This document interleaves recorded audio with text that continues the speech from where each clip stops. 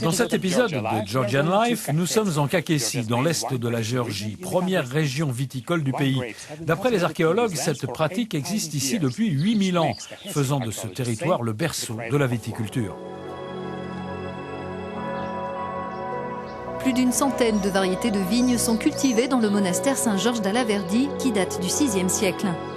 Une activité qui a été pendant très longtemps l'affaire des moines orthodoxes.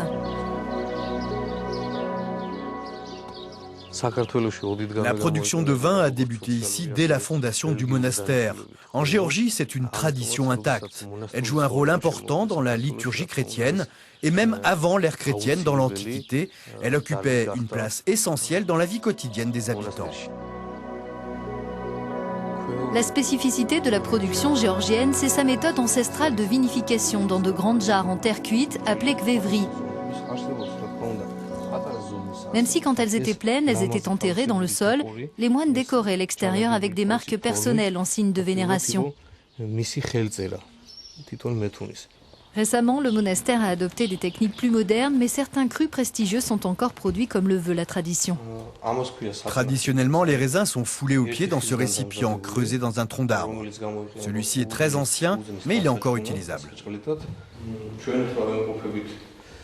Nous sommes à présent dans la cave à vin où l'on fabrique le vin traditionnel de la Kakhétie dans des kvevri.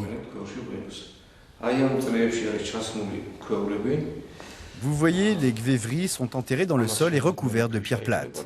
Une fois remplis de vin, on les scelle avec de la glaise fraîche et on les recouvre de sable pour contrôler l'humidité. Dans les vallées fertiles de la Kakhétie, chaque village produit son vin spécifique. On retrouve aussi ce patrimoine vivant dans les chants, les poèmes et l'artisanat. La ville fortifiée de Signaghi, dont les bâtiments du XVIIIe siècle ont été restaurés, est parfois appelée Cité de l'amour.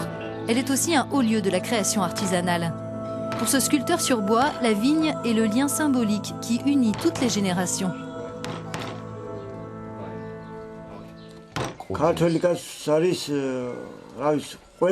Dans la culture géorgienne, produire du vin, c'est ce qu'il y a de plus important. Pour un paysan, ses vignes passent en premier, sa famille en second. C'est ce que disaient nos ancêtres.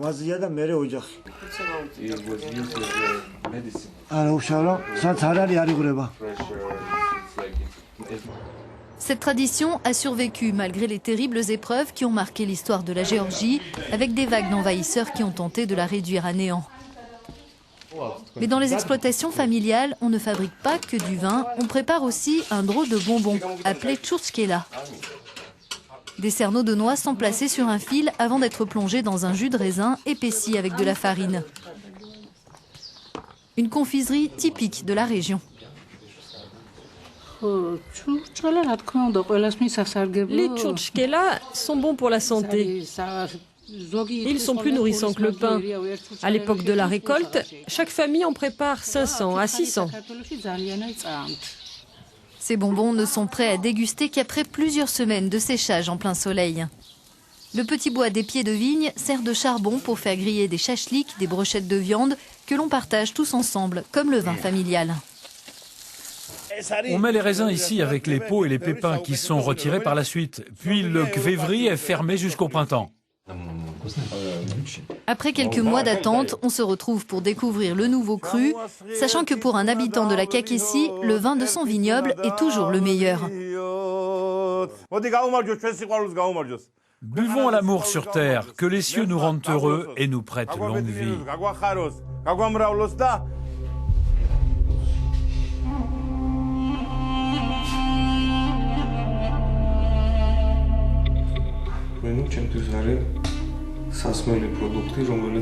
Le vin est un cadeau que Dieu nous donne par le biais du travail des hommes, pour rendre nos cœurs légers, nos corps solides et nos âmes pures.